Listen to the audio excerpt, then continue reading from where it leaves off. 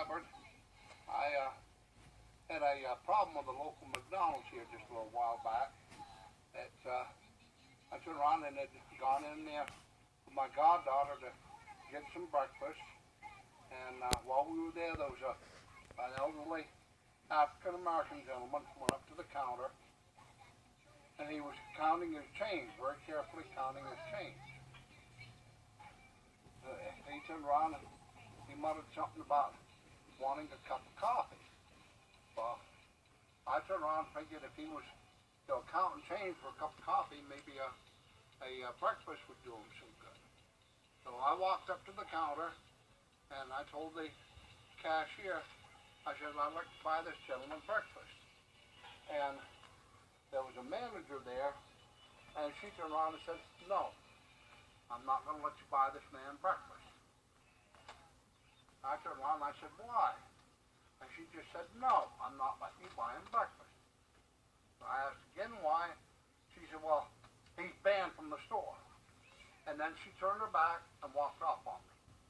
No further explanations, no nothing. And her attitude was like, who do you think I am? Who do you think you are? So I turned around and I said, look, I said, are you afraid to accept my money? I said, I'm paying for the meal. I said, not this gentleman, I'm paying for it, and I'd like to buy him breakfast. She told me no again. And I turned around and I said, I'm paying for it. I said, I'm a paying customer. Are you refusing to turn around and serve me a meal? And she turned around and said, you can't have him breakfast. And that's when she turned her back and walked off on me. And I said, I want a number 9. That's what the gentleman had wanted, was a number 9 breakfast. I told the cashier, I said, you will ring me up a number 9. Plain and simple. I said, I want a number 9. And then I asked the gentleman what he'd like to drink, and he said a medium juice. So I got him a number 9 and a medium juice, paid for it, gave it to the gentleman, and he left the store and went outside to eat, inside or outside in the shade. So I turned around and I told the cashier, I said, I'd like to talk to the manager. I said, I'm a disabled American veteran. I said, I have an extremely hard time standing, walking. I said, you can see I'm on oxygen. I said, could you have the manager come to my table to talk to me? And she turned around, she said, I'll tell her. I walked back to my table. As you can see, I'm on oxygen. And I have portable units I was using that day. And I went back to my table and I watched. 3 different times the manager came up front. And the cashier said something to her twice, and the manager shook her head, no, and one time I heard her turn around and say in a nasty tone, no, and walk back to the back. Never once coming to my table. As a disabled man, it's hard for me to walk. It's very hard for me to walk. I need my oxygen and stuff.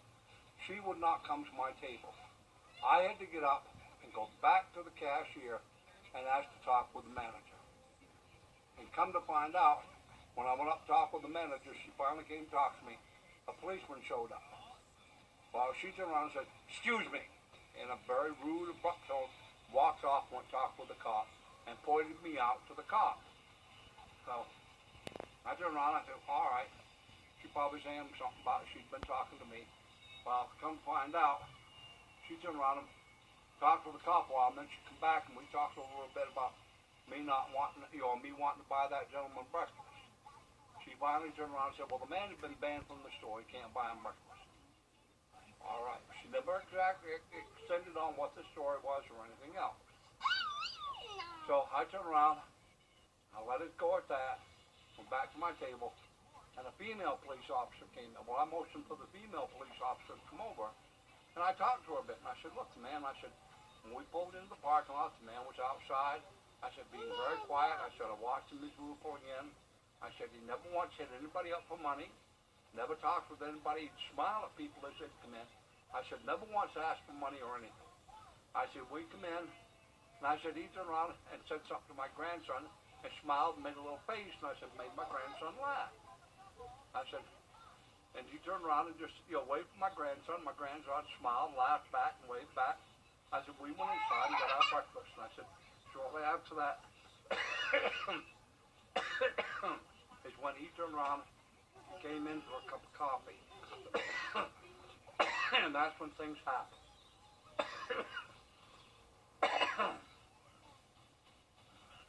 understand that you had a problem with a local McDonald's. Is this your first time having a problem with this McDonald's? No, this is actually the second time with this particular McDonald's. The first time was almost a year ago. I turned around and had ordered some food there, and it was the cruddiest tasting food I'd ever had. I mean, it was, it was not even edible. And they turned around and told me, too bad. You know, they're fine. I decided I just wouldn't come back to that McDonald's. Like I said, it was almost a whole year when I finally said, well, I'll give them a try. And this incident happened. Yeah, this is my grandson who was with us that day. What happened when you called McDonald's corporate office? I called the corporate office. They were fairly decent to talk to at first. And when I explained to them I'd like to talk with somebody from corporate and regional, they said, well, I could only turn around and contact regional. I said, well, I'd like to talk with somebody from corporate also. It concerns a McDonald's. They said, well, that's a franchise store. I understand it's franchise, but it carries the name McDonald's. McDonald's is a nationwide, a worldwide name. What affects one franchise McDonald's with the name McDonald's is going to affect the whole corporate world as far as McDonald's is concerned. They basically were palming me off. I called them again because I didn't hear anything that day. I called them again the next day. Again, it was, well, we've already got your complaint. Kind of rude and abrupt on the phone from corporate. All right, fine. I turned around and said, okay, but I'd like to hear from corporate and regional. So that was, you know, the second day that I called them. Hey, what's up there, huh? But I turned around and I finally got a call that night from a manager at the same McDonald's where a manager had mistreated me. Wasn't the same manager, but it was a different manager. I asked her about it. She said, well, I make all the phone calls for these stores. In that type of a tone of voice, that type of an emphasis. I make all the phone calls for these stores. Like she was the owner instead of just a manager. I explained to her what had happened. You know, and I said, look, I said, be honest, I said, that ruined my breakfast. I said, I wasted money, spent money going to that McDonald's, and I wasted money. She said, well, I'm not going to reimburse your money because you want to talk to the owners. And if you don't like it, too bad. Okay. And that's another manager verbally mistreating me like it's my fault that I turned around and wanted to buy a gentleman breakfast, which is my legal right to do. In Indiana, there's no law against buying a homeless person or buying anyone a meal if you want to buy one. Okay, left it at that. Turn around, I called corporate again. Corporate basically pawned me off because I was a repeat caller. Corporate, I even called corporate today. Today, corporate was basically trying to hang up on me. They did hang up on me once. I called back 4 times. They refused to talk to me. We've noted your complaint, sir. We'll take care of it. And then they turned around, well, basically ignoring everything I'd say to them. So I said, okay, that's fine. Now, I turned around, and